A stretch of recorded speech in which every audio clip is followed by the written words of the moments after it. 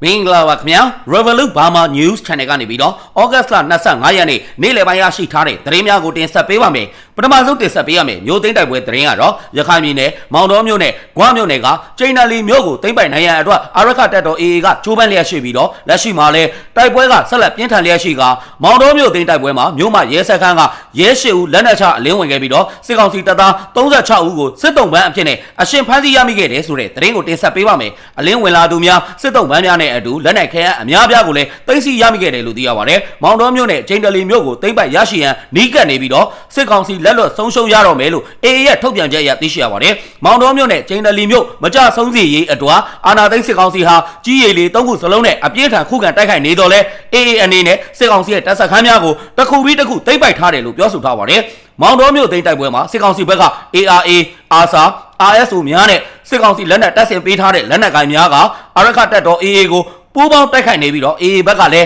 ၎င်းတို့ကိုဖမ်းဆီးရရှိထားကြောင်းထုတ်ပြန်ထားပါတယ်။ရခိုင်ပြည်နယ်မောင်တော်နဲ့ကျိန်နယ်လီမှာရှိတဲ့စစ်တပ်ရဲ့လက်ကျန်စခန်းအနှဲငယ်သားသိမ်းပိုက်ရန်ကြံရှိတော့ပြီးတော့အကြမ်းဖက်စစ်ကောင်စီတပ်သားအများပြားအရှင်ဖမ်းဆီးရမိထားကြောင်း AA တပ်တော်ကပြောဆိုထားပါတယ်။အာရခတပ်တော်ဟာအာရခဒေသအတွင်းမှာရှိတဲ့လက်ကျန်မြို့များတွေကမောင်တော်မြို့နဲ့ကျိန်နယ်လီမြို့မှာရှိတဲ့အကြမ်းဖက်စစ်ကောင်စီရဲ့နောက်ဆုံးလက်ကျန်စခန်းများတစ်ခုမကြမ်းထိုးစစ်ဆင်တိုက်ခိုက်နေပြီးတော့အပိသက်သိမ့်ပတ်ရယူနိုင်ရန်အတွက်ကြိုးပမ်းလျက်ရှိကမောင်တော်နဲ့ကျိန်နယ်လီမြို့သိမ်းတိုက်ပွဲများဆင်နွှဲနေခြင်းဖြစ်တယ်လို့သိရပါတယ်။မောင်တော်မြို့သိမ်းတိုက်ပွဲဟာနှစ်ပတ်ခန့်ကြာမြင့်ခဲ့တာဖြစ်တဲ့အလျောက်မောင်တော်မြို့အတွင်းမှာခန်းစစ်ပြင်ဆင်ထားတဲ့ဖက်စစ်ကောင်စီတပ်ဖွဲ့ဝင်များစစ်ကောင်စီတင်နန်းစင်းများနဲ့စစ်ကောင်စီကလက်နက်တပ်ဆင်ပေးထားတဲ့ ARSA RSO ARA တပ်ဖွဲ့များဟာအာရခတပ်တော်ရဲ့ထိုးစစ်အောက်မှာအထိကိအကြဆုံးများစွာနဲ့အတ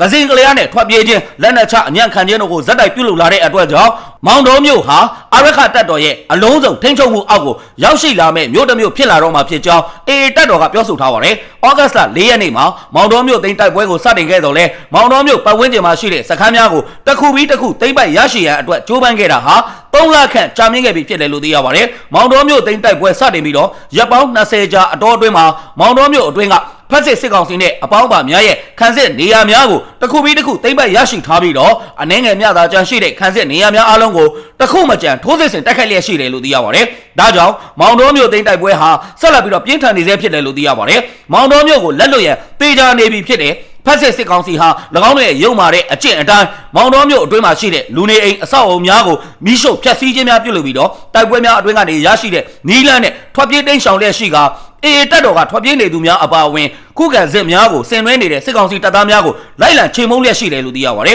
။မောင်တော်မြို့နဲ့အနီးဝန်းကျင်နေရာများကိုထွက်ပြေးလွတ်မြောက်နေတဲ့ဖက်စစ်စစ်ကောင်စီတပ်ဖွဲ့ဝင်များအကြမ်းဖက်စစ်တပ်ရဲ့တင်နန်းဆင်းထားတဲ့လက်နက်ကိုင်များ ARA ARSA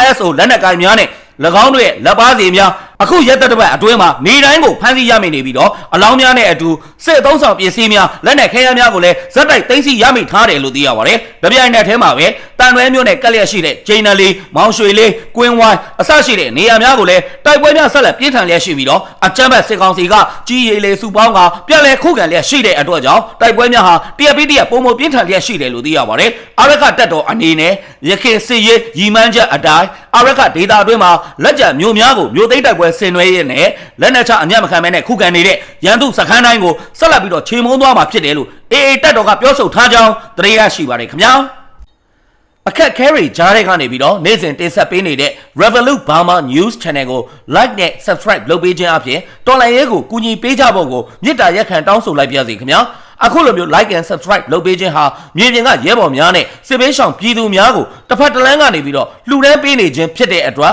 like and subscribe လုပ်ပေးကြသူတိုင်းကိုအထူးပဲကျေးဇူးတင်ရှိပါတယ်ခင်ဗျာ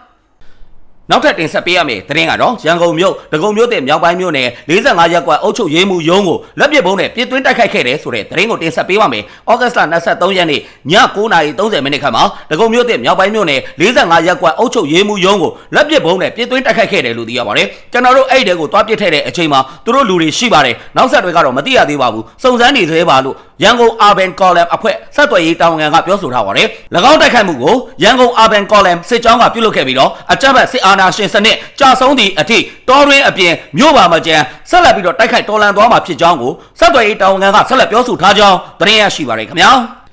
ဆက်လက်ပြီးတော့တင်ဆက်ပေးရမယ်စခန်းသိမ်းတိုက်ပွဲသတင်းကတော့စကိုင်းတိုင်းမြောင်မြို့နယ်ကြောက်ရည်ရဲစခန်းကိုတော်လိုင်းတပ်ဖွဲ့များကဝင်ရောက်တိုက်ခိုက်ခဲ့ပြီးတော့အကြမ်းဖက်စစ်တပ်ကလေကြောင်းနဲ့ခုခံတိုက်ခိုက်ခဲ့ခြင်းကြောင့်ရဲစခန်းကိုအပိသက်သိမ်းပိုက်နိုင်ခဲ့ခြင်းမရှိဘူးဆိုတဲ့သတင်းကိုတင်ဆက်ပေးပါမယ်။ဩဂတ်လ23ရက်နေ့မှာမြောင်မြို့နယ်ကြောက်ရည်ရဲစခန်းကိုမြောင်မြို့နယ်ပြည်သူ့ကာကွယ်ရေးနဲ့လုံခြုံရေးတပ်ဖွဲ့ CDSOM နဲ့မဟာမိတ်တပ်ဖွဲ့များကမနက်၈နာရီကစတင်ပြီးတော့စစ်ကြောင်း၃ကြောင်းနဲ့ဝင်ရောက်တိုက်ခိုက်ခဲ့ရာမွန်းလွဲတနာရီထိကို9နာရီကြာတိုက်ပွဲပြင်းထန်ခဲ့တယ်လို့သိရပါတယ်။အဲ့ဒီတိုက်ပွဲအတွင်းမှာအကြမ်းဖက်စစ်တပ်ကလက်နက်ကြီးလက်နက်ငယ်များနဲ့ပြန်လည်ပစ်ခတ်ခဲ့ပြီးတော့တိုက်ပွဲစတင်ချိန်ကစပြီးရေစကြိုဘက်ကဟော်ဝေဇာလက်နက်ကြီး18လုံးကနဲ့ပစ်ခတ်ခဲ့ပြီးတော့မွန်းလွဲ12နာရီကမှတိုက်လေရင်2စီးနဲ့ပေါင်200ဘုံဒီ8လုံးကျဲချတိုက်ခိုက်ခဲ့တယ်လို့သိရပါတယ်။တိုက်ပွဲအတွင်းမှာအကြမ်းဖက်စစ်ကောင်စီဘက်ကထိခိုက်ဒေဆုံးမှုများရှိနိုင်တော့လဲအတိပြုနိုင်ခြင်းမရှိသေးဘူးလို့သိရပါတယ်။တော်လိုင်းတပ်ဖွဲ့များဘက်ကရဲဘော်73ဦးထိခိုက်ဒဏ်ရာရရှိခဲ့ပြီးတော့2ဦးစိုးရိမ်ရတယ်လို့သိရပါတယ်။ကြောက်ရစ်ခွေးရဲစခန်းတစ်ခုလုံးကိုသိမ်းပိုက်နိုင်ဖို့တိုက်ခိုက်ခဲ့ပေမဲ့လေကြောင်းကြောင့်မရခဲ့လိုက်ဘူး။စစ်ခွေးတွေထိခိုက်ဒေဆုံးမှုများတယ်။အရေးအတွက်တော့အတိမပြုနိုင်သေးဘူးလို့မြောင်မြို့နယ်ပြည်သူ့ကာကွယ်ရေးနဲ့လုံခြုံရေးတပ်ဖွဲ့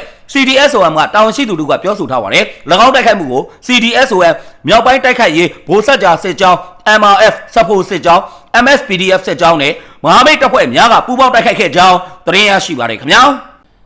နောက်ထပ်တင်ဆက်ပေးရမယ့်သတင်းကတော့ရှမ်းပြည်နယ်အတွင်းအကြမ်းဖက်စစ်တပ်ကစစ်ရင်အားတွေဖြည့်တင်းနေပြီးတော့နှစ်ရက်ဆက်တိုက်ပွဲတွေဖြစ်ပွားနေတယ်ဆိုတဲ့သတင်းကိုတင်ဆက်ပေးပါမယ်။ဩဂတ်လ24ရက်နေ့မှာနောင်ချိုမြို့နယ်တောင်ခမ်းတောင်မှာတောင်မျိုးသားလွတ်မြောက်ရေးတပ်မတော် TNL နဲ့အကြမ်းဖက်စစ်ကောင်စီတပ်တို့ကြားမှာတိုက်ပွဲတွေဖြစ်ပွားခဲ့တယ်လို့သိရပါတယ်။ဩဂတ်လ24ရက်နေ့မနက်7:30မိနစ်ခန့်မှာတောင်ခမ်းရွာမှာရှိတဲ့အကြမ်းဖက်စစ်ကောင်စီတပ်ရဲ့900နဲ့တပ်စခန်းနဲ့ခမရ354တပ်စခန်းတို့မှာလည်းတိုက်ပွဲတွေဖြစ်ပွားခဲ့တယ်လို့သိရပါတယ်။ရှမ်းပြည်နယ်တောင်ပိုင်းရက်ဆောင်မြို့နယ်ကြောက်ကူကနေပြီးတော့နောင်ချိုမြို့နယ်အတွင်းစစ်တပ်ကစစ်ရင်အားတွေပြန်လည်ဖြည့်တင်းရန်ကြိုးပမ်းနေတဲ့အကြမ်းဖက်စစ်ကောင်စီတပ်ကထိုးစစ်ဆင်လာတဲ့အတွက်ကြောင့်နှစ်ဖက်တိုက်ပွဲတွေဖြစ်ပွားခဲ့ခြင်းဖြစ်တယ်လို့သိရပါတယ်။အလားတူပဲဩဂတ်လ23ရက်နေ့ကလည်းနောင်ချိုမြို့နယ်တောင်ခမ်းနားရှိုးရွာနဲ့မကြီးရရွာဖုံးတော်ကြီးကျောင်းတို့မှာတောင်မြို့သားလွတ်မြောက်ရေးတပ်မတော် TNL နဲ့အကြမ်းဖက်စစ်ကောင်စီတပ်တို့ကြားမှာတိုက်ပွဲဖြစ်ပွားခဲ့တယ်လို့သိရပါတယ်။အဲ့ဒီနေ့မနက်9:15မိနစ်ခန့်မှာတောင်ခမ်းရွာမှာရှိတဲ့အကြမ်းဖက်စစ်ကောင်စီတပ်ရဲ့900နဲ့တပ်စခန်းမွန်းလွဲ2:30မိနစ်ခန့်မှာနားရှိုးရွာမနက်7:15မိနစ်ခန့်မှာ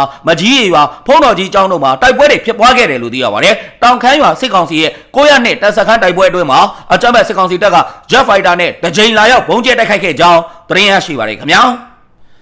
ဆက်လက်ပြီးတင်ဆက်ပေးရမယ့်တိုက်ပွဲသတင်းကတော့စကိုင်းတိုင်းစကိုင်းမြို့နယ်မြသိန်းတန်ဖျားမှာတပ်ဆွဲထားတဲ့စစ်ကောင်စီတပ်ကိုတော်လိုင်းတပ်များကဝင်ရောက်တိုက်ခိုက်ရာစစ်သား9ဦးသေဆုံးခဲ့တယ်ဆိုတဲ့သတင်းကိုတင်ဆက်ပေးပါမယ်။ဩဂတ်လ22ရက်နေ့မနက်9:00နာရီအချိန်ကမှစကိုင်းမြို့နယ်မင်းကွန်းဒေသမြသိန်းတန်ဖျားမှာတပ်ဆွဲပြီးတော့ခရီးသွားပြည်သူများထံကနေပြီးတော့ငွေကြေးတောင်းခံနေတဲ့အကြမ်းဖက်စစ်ကောင်စီတပ်ဖွဲ့ကိုယူနီကွန်ပျောက်ကြားတပ်ဖွဲ့နဲ့ပူးပေါင်းတပ်ဖွဲ့များကဝင်ရောက်တိုက်ခိုက်ခဲ့ရာအကြမ်းဖက်စစ်သား9ဦးသေဆုံးခဲ့ပြီးတော့အများပြားဒဏ်ရာရရှိခဲ့တယ်လို့သိရပါတယ်။စစ်တပ်စပြီးတော့တပ်ဆွဲတဲ့နေ့ကလည်းတိုက်ခိုက်ခဲ့သေးတယ်။အခုကဝင်သိမ်းကြတာမနက်9:00နာရီကနေတနေကုန်ပဲပြင်းပြင်းထန်ထန်တိုက်ခိုက်ခဲ့ပါတယ်ဖျားရှိဘန်ကာဂိတ်စခန်းသိမ်းပိုက်နိုင်ခဲ့ပေမဲ့မြသိန်းတန်ဖျားပေါ်ကနေပြီးတော့အကာအကွယ်ယူပြီးပြစ်ခတ်နေလို့မသိမ်းနိုင်မဲနဲ့ပြန်ဆုတ်ခဲ့ရပါတယ်အခုကစစ်တပ်ကအင်အားတွေထပ်ဖြည့်ထားတယ်လို့ယူနီကွန်ပျောက်ကြားတပ်ဖွဲ့ကတာဝန်ရှိသူတို့ကပြောကြားထားပါတယ်၎င်းတိုက်ခိုက်မှုကိုယူနီကွန်ပျောက်ကြားတပ်ဖွဲ့တော်ထောင်နီ People Servant Force ဗိုလ်ကြားကြီးဝက်လက် Asset Local Defense Force ဝက်လက်နဂနီ Royal Falcon Guerrilla Force Phoenix SGG နဲ့ People Defense Forceမင်းကွန်းတို့ကပူးပေါင်းပြီးတော့တိုက်ခိုက်ခဲ့ခြင်းဖြစ်ပြီ